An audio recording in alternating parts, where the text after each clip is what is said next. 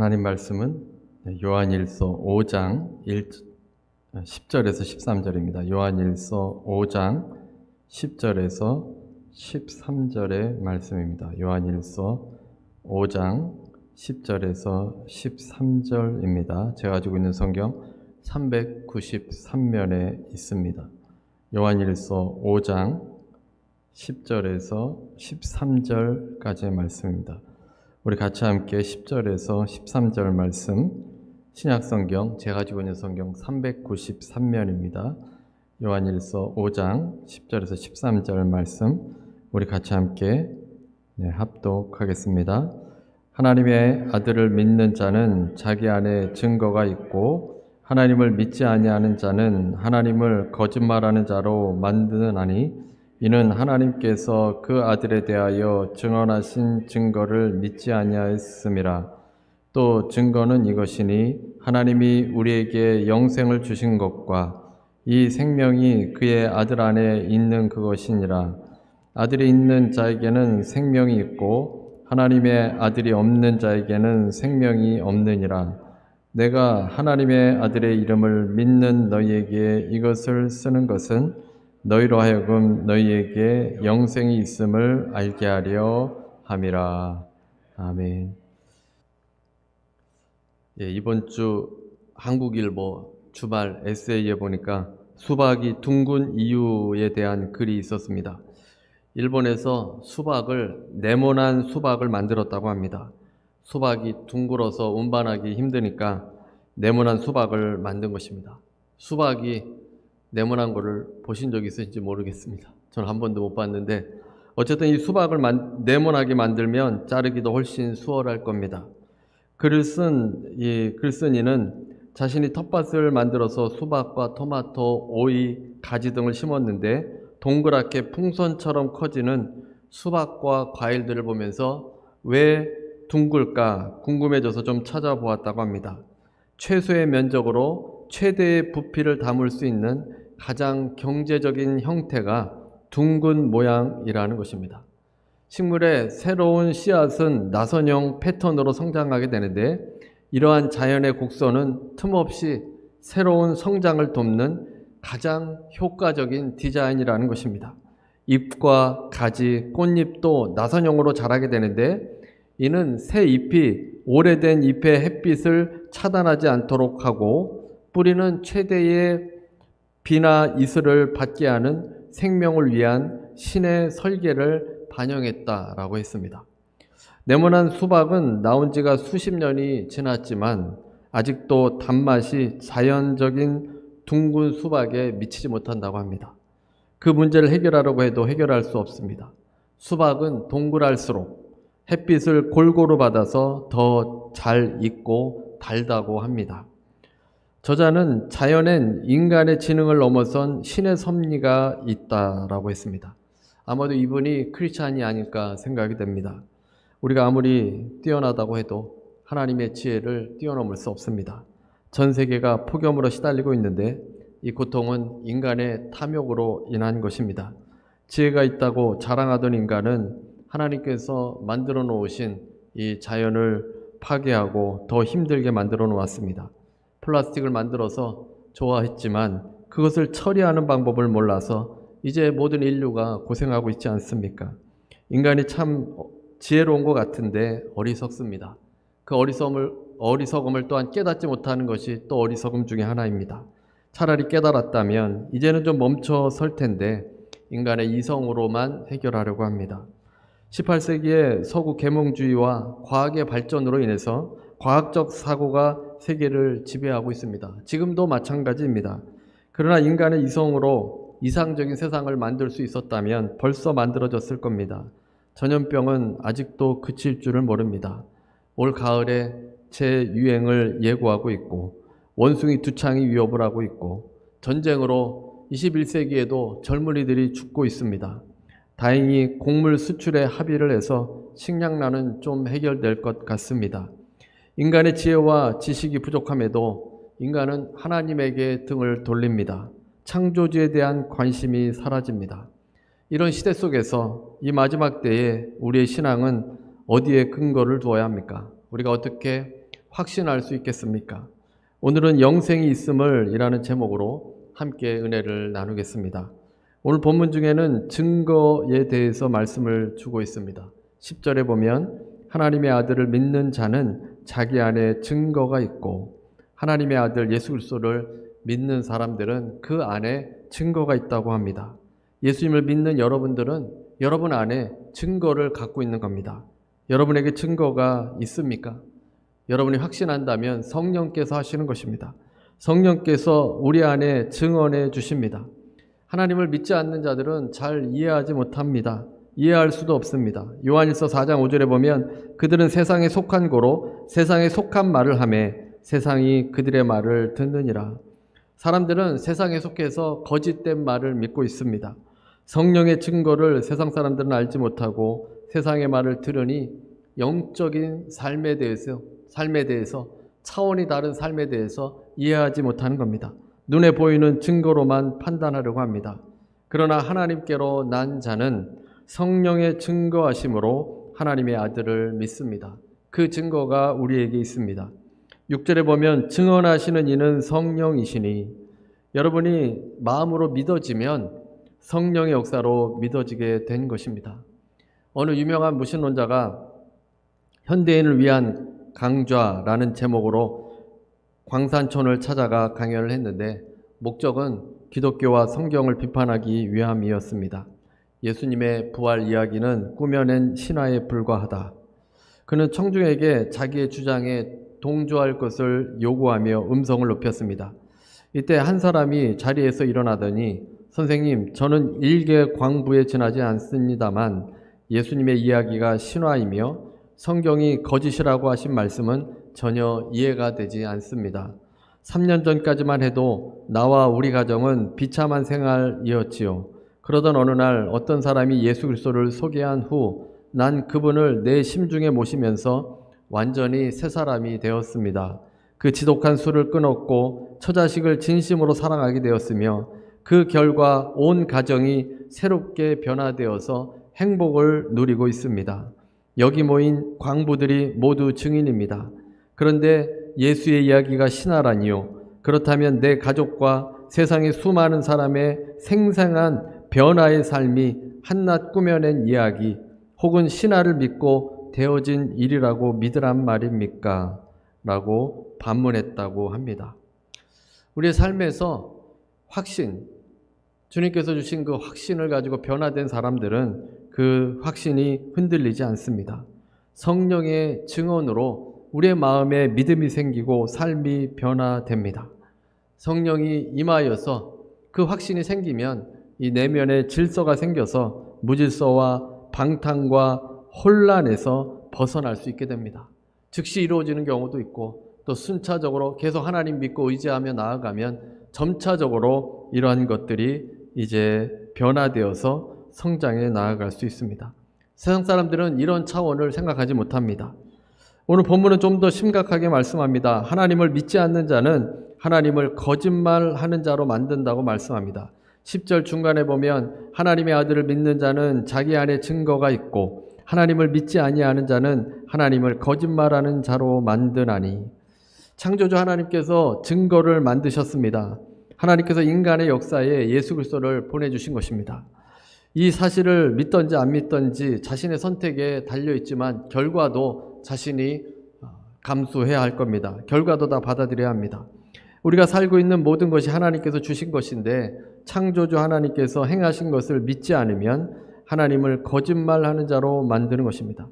하나님의 아들을 믿는 것은 하나님의 증거를 수용하는 것입니다. 성도의 믿음의 원인은 하나님의 증거입니다. 이 증거가 무엇입니까? 물과 피와 성령입니다. 예수님의 세례와 예수님의 죽으심, 성령의 증언 속에 나타난 하나님의 아들 되심에 대한 증거입니다. 하나님께서 예수 그리스도를 이 땅에 보내셨는데 그 사실을 믿지 않으면 하나님께서 거짓말한다고 만드는 것입니다. 하나님을 믿지 않는다는 것은 하나님이 하신 증거를 받아들이지 않는 것입니다. 거짓말하는 자는 법정에서 위증하는 자를 가리킵니다.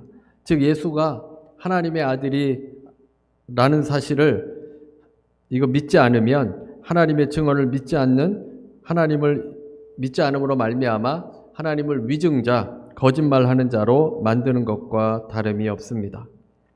이 팀 켈러의 답이 되는 기독교라는 책에 이런 내용이 있습니다. 하나님의 존재를 증명하는데 인간의 의식이 하나의 예가 된다는 것입니다. 박쥐가 된다는 것은 무엇일까라는 글이 있는데, 특정 존재가 됐다는 자기만의 느낌이 있다면 그 존재에는 의식적 정신 상태가 있다는 것입니다. 생물학적으로만은 설명하기 힘든 의식의 놀라운 특성들이 나열되어 있습니다. 우리 인간은 모든 경험에 개인적인 어떤 받아들이게 되는 그런 의식이 있습니다. 붉은 장미를 우리가 눈으로 보면서 인식하게 되는데, 그것뿐만 아니라 그 장미가 나에게 어떤 의미인지도 의식하게 된다는 사실입니다. 특정 물체와 사건에 대해서 개념을 이끌어내는 그 능력이 우리 인간에게는 있는 겁니다. 오감으로 지각되는 것을 초월해서 복잡한 차원으로 뻗어나갑니다. 그래서 심리 철학자들이 지적하듯이 인간은 과거와 현재를 서로 연관시켜 과거와는 전혀 다른 미래를 그려낼 수 있다고 합니다. 개념과 자의식을 과학적으로 어떻게 설명할 수 있겠습니까? 보통 뇌 속에서 발생하는 부산물 정도로 이야기합니다. 또는 진화 과정에서 번식의 적합성을 높여주기 위해서 개발되었다라고 합니다. 그러나 복잡한 수학을 푸는 능력과 추상적인 기능은 생존하는데 어떻게 유리하는지는 설명하지 못합니다. 철저한 유물론자 스티븐 핑거도 어쩔 수 없이 이런 논증에는 수긍한다고 합니다. 그런 능력이 왜 개발되었는지 모릅니다. 단지 진화 과정에서 우연하게 나온 불필요한 잉여의 산물로 보고 있습니다. 하나님께서 우리에게 주신 것이다 라고 생각하는 것이 더 납득이 가지 않습니까? 우리를 창조하시고 하나님을 깨달을 수 있도록 하나님께서 인간을 그렇게 만드신 겁니다. 단지 생물학적으로만 우리가 만들어지지 않았다는 사실입니다. 그러면 하나님의 증거는 무엇입니까? 하나님의 아들에 대한 증거는 무엇입니까? 영생을 주신 것이고 그 생명이 하나님의 아들 안에 있는 것입니다. 그 영생이 주어졌고 우리가 이 영생을 의식할 수 있다는 사실입니다. 11절입니다. 또 증거는 이것이니 하나님이 우리에게 영생을 주신 것과 하나님께서 증거로 영생을 주셨다. 영생은 무엇입니까? 지난번에 말씀드린 것처럼 단지 영원히 사는 것이 영생이 아닙니다. 아픈 상태에서 계속 영원히 산다면 차라리 죽는 것이 나을 것입니다. 문제로 둘러싸여 영원히 산다면 지옥이 따로 없을 겁니다. 지루하게 영원히 산다면 그처럼 힘든 일도 없을 것입니다. 여기서 영생은 하나님을 알고 교제할 수 있는 생명, 하나님이 주시는 풍성한 것들을 누릴 수 있는 생명입니다. 주님과 함께 사는 것이 영생입니다. 베드로전서 1장 4절의 말씀처럼 썩지 않고 더럽지 않고 쇠하지 않는 영생을 우리에게 주신다는 것입니다. 이 땅은 모든 것이 썩어집니다. 더럽고 쇠하여 버려집니다. 하지만 그 아들 예수 그리스도를 믿는 자들은 영생을 주셨습니다. 이 영생은 이 세상이 끝나고 하늘에서 사는 생명을 가리키는데, 이제 이 세상이 완전히 끝나고 우리가 받을 영생을 가리키는데, 그 영생이 예수님을 통해서 이 땅에 오신 겁니다. 예수님이 인간의 역사에 오시면서 그 생명을 가지고 오신 것입니다. 죄와 죽음과 허무의 지배 아래 사는 이 땅에서, 죽음의 나라에서 예수의 생명이 들어와서 죽음을 이기시고 부활하신 것입니다. 영생은 주님께서 오신 때부터 이제 시작이 된 겁니다. 그 영생을 주님을 믿는 자들에게 주셔서 우리가 영생으로 살아가도록 해 주셨다는 것입니다. 요한서신의 기록의 목적이 13절에 나옵니다. 내가 하나님의 아들의 이름을 믿는 너희에게 이것을 쓰는 것은 너희로 하여금 너희에게 영생이 있음을 알게 하려 함이라. 요한서신, 우리가 함께 지금 말씀을 나누고 있는 이 요한일서의 말씀의 목적이 무엇입니까? 너희에게 영생이 있음을 알게 하려 한다. 나사로가 죽어갈 때 마리아는 예수님께 오시라고 했습니다. 예수님께서 늦게 오셔서 나사로가 죽었습니다. 누이 마르다는 예수님께서 여기 계셨다면 오라버니가 죽지 않았을 것이라고 했습니다. 주님께서 나사로가 산다고 하셨는데 마리아는 마지막 날 부활 때 살아날 줄을 안다고 했습니다. 그때 예수님께서 나는 부활이요 생명이니 나를 믿는 자는 죽어도 살고 살아서 나를 믿는 자는 영원히 죽지 아니하리니.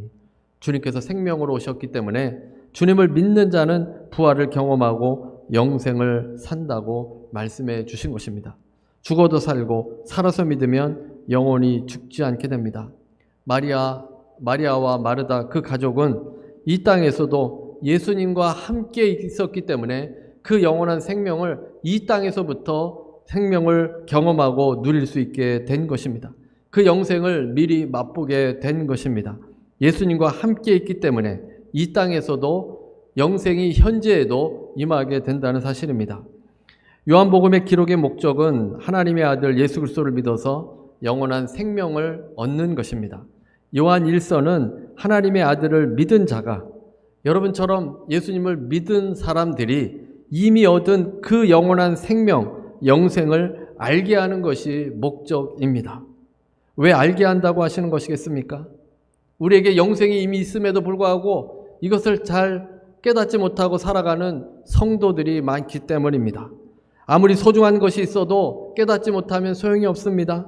아무리 힘이 있어도 자신이 약하다고 생각하면 힘을 쓰지 않을 것입니다. 아무리 내 안에 예수 그리스도의 생명이 있어도 깨닫지 못하면 세상에 갇혀 살 뿐입니다. D.L. 무디가 65세가 되었을 때 어느 날 신문에서 무디가 이제 나이가 많이 들었다라는 내용이 기사가 실린 적이 있습니다. 물론 무디를 비판하려고 쓴 것은 아니고 무디도 나이가 많이 들었다라는 것을 이 기사를 쓴 것입니다. 그런데 무디가 주일에 설교하면서 아주 불쾌하게 그 신문 기사를 인용했습니다. 여러분도 다 읽어보셨죠? 신문에서 제가 나이가 많이 들었다고 합니다. 아마 제가 죽을 날이 가까웠다고 말하는 모양입니다. 그러나 나는 죽지 않았습니다. 나는 100세도 넘게 살 것입니다. 교인들은 무디의 말을 듣고 고개를 숙였습니다. 나이가 많다는 것에 대해서 왜 저렇게 화를 내는가? 그런데 무디가 이 정도로 그쳤다면 이해해 줄 만한데 나는 1000년도 더 살 것입니다 라고 한 것입니다. 그래서 교인들이 황당해했습니다. 다들 이건 정도가 너무 심하지 않은가 생각했습니다. 그런데 무디가 또 저는 10,000년도 더 살 것입니다. 10만 년에 10만 배도 더 살 것입니다. 이렇게 말했습니다. 교인들은 무슨 말을 하는지 이해하지 못했습니다. 그때 무디가 말했습니다. 나는 영원한 생명을 가졌기 때문입니다. 나는 영생을 가지고 있기 때문입니다. 할렐루야. 이러자 교인들이 크게 아멘 했다고 합니다. 100세 넘게 살겠다는 말에는 고개를 저으면서도 영생을 가졌다는 말에는 은혜를 받았습니다. 영생이 있으니 나이 드는 것에 너무 실망할 필요가 없다는 겁니다. 우리가 예수 그리스도의 생명으로 살아가고 있기 때문에 우리의 육신은 점점 나이가 들어 힘이 줄어들고 또 이 육신이 이제 점점 약해지지만 하나님 앞에 이제 생명으로 살아가기 때문에 영원한 생명을 살고 있는 존재들이기 때문에 실망할 필요가 없습니다. 윌버 체프먼이라는 사람은 18세 때 무디의 집회에서 은혜를 받았습니다. 그런데 이 청년은 자신이 정말로 영생을 얻었는지에 대해서 확신이 들지 않았습니다. 그래서 무디를 찾아가서 상담을 받았습니다. 무디는 그의 고민을 듣더니 요한복음을 읽어보라고 했습니다. 요한복음 5장 24절입니다.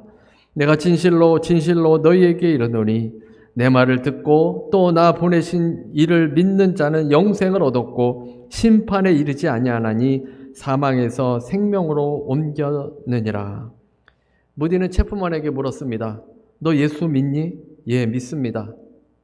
그러면 영생을 얻었니? 아니요, 그게 고민입니다. 그래? 그러면 다시 한번 읽어봐라. 그래서 요한복음 5장 24절을 또 읽었습니다. 그리고 무디가 또 묻습니다. 너 예수님 믿니? 아까 믿는다고 말했잖아요. 그러면 너 영생을 얻었니? 아니, 그게 문제라니까요. 제가 그 점에 대해서 확신이 안 섭니다. 그래서 그러면 또 읽어봐라. 그래서 요한복음 5장 24절을 또 읽었습니다. 또 동일하게 물어봅니다. 너 예수 믿니? 네, 믿습니다. 영생을 얻었니? 글쎄, 그게 문제라니까요. 그러자 무디가 호통을 쳤습니다. 하나님이 얻었다고 분명히 말씀하셨는데 내가 뭔데 하나님이 말씀하신 것에 대해 믿어진다, 안 믿어진다 하느냐? 하나님이 예수님을 영접하는 자는 다 영생을 얻는다고 하셨잖아. 이렇게 소리쳤습니다. 그제야 체프먼이 눈을 떴습니다. 아, 그랬구나.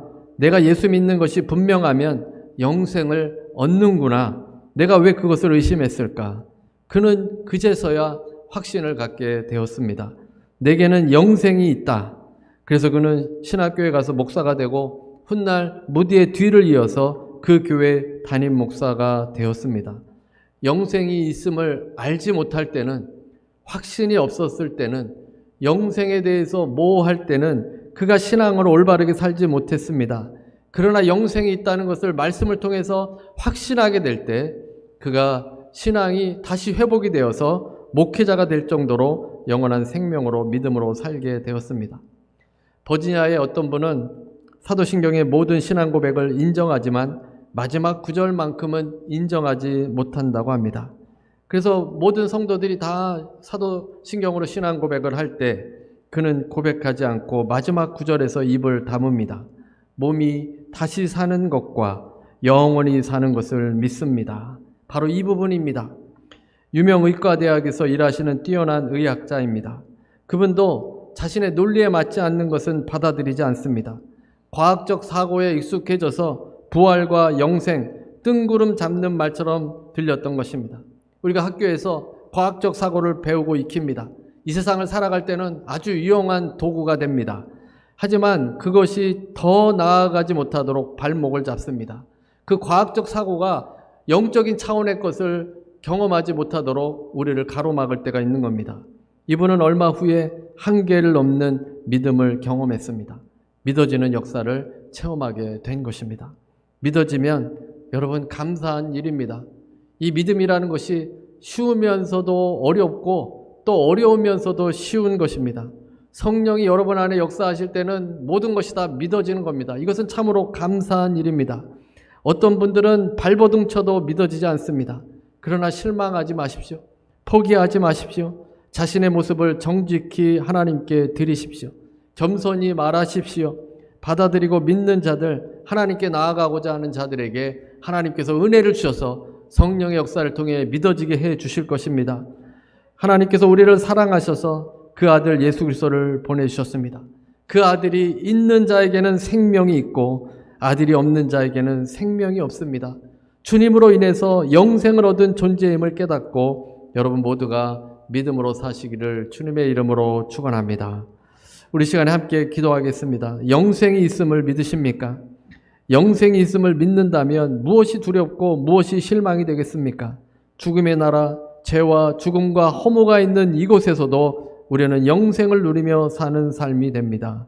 성령의 도우심으로 그 확신 가운데 믿음으로 나아가게 해달라고 이 시간에 다 같이 통성으로 한 목소리로 기도하겠습니다. 우리 다 같이 기도하겠습니다. 할렐루야, 할렐루야. 하나님 아버지, 시간에 기도합니다. 하나님 아버지, 아들이 있는 자에게는 생명이 있고 아들이 없는 자에게는 생명이 없습니다. 아버지, 우리가 예수 그리스도를 믿음으로 말미암아 아버지 영원한 생명이 우리에게 있음을 고백합니다. 영원한 생명이 있어서 그 생명을 붙들고 하나님 우리가 이 땅에 살아갑니다. 죄와 죽음과 허무가 있는 이 땅에서도 예수 그리스도의 생명으로 우리가 살아갑니다. 영원한 생명이 우리에게 있고 예수의 생명이 우리에게 임하였습니다. 하나님 그 생명을 가지고 나아갈 때 하나님 아버지 우리가 좌절하거나 실망하거나 낙심하지 말게 하여 주시고 아버지 그 신앙으로 우리가 신앙이 든든히 세워지고 그 신앙으로 올바로 세워지고 하나님께 나아갈 수 있는 놀라운 역사가 임할 수 있도록 주여 도와주옵소서. 아버지 하나님 몸이 다시 사는 것과 영원히 사는 것을 믿습니다. 아버지 영생을 믿습니다. 아버지 우리가 부활할 것을 믿습니다. 아버지 하나님 우리의 이성으로 이해되지 않는 부분을 성령께서 역사하여 주셔서 아버지 믿음으로 나아갈 수 있도록 인도하여 주셨습니다. 이 땅을 창조하신 하나님, 그 하나님이 영이신 그 하나님이 우리를 이끌어 주실 때 아버지 감사함으로 믿음으로 나아갈 수 있게 하여 주옵소서. 아버지 그 믿음으로 아버지 고백하며 나아갈 수 있게 하여 주셔서 아버지 죽음의 땅인 이 땅에서도 생명을 증거하고 생명을 전하는 하나님의 자녀들 모두가 되게 하여 주옵소서. 아들이 있는 자에게 생명이 있습니다.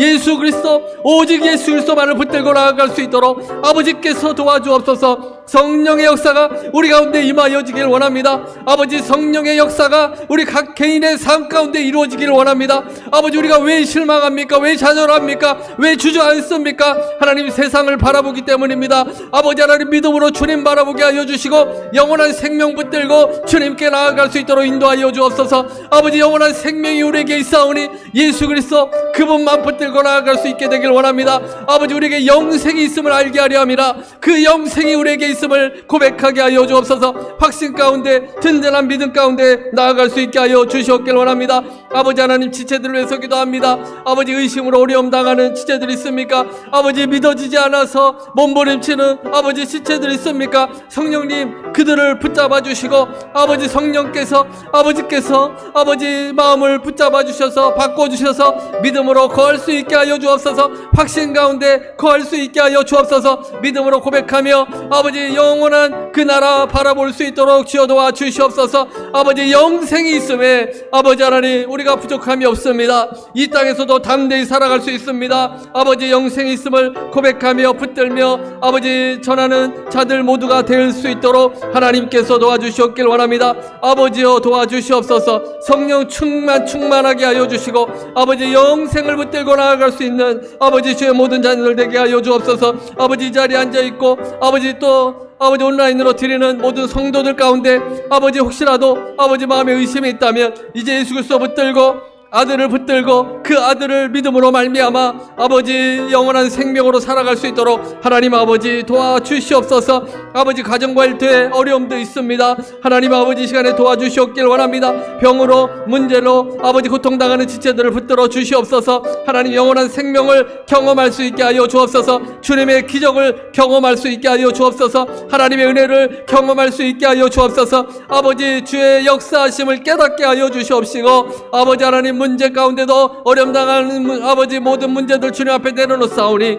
하나님께서 받아주시고 하나님께서 역사하여 주옵소서. 아버지여 은혜 내려주시옵길 원합니다. 아버지여 역사하여 주옵소서. 병고침 역사가 임하게 해 주시옵시고 치료하여 주시고 아버지 든든히 서나아갈 수 있도록 강건한 몸이 되어질 수 있도록 아버지 이 시간에 함께하여 주옵소서. 할렐루야 할렐루야 할렐루야. 아버지 우리의 기도를 들으신 하나님, 아버지 우리의 간구하는 아버지 우리의 기도를 들으신 하나님, 아버지 이 시간에 응답하시옵소서. 아버지 이 시간에 응답하여 주옵소서. 아버지 이 시간에 아버지 주님께서 말씀하여 주시옵소서.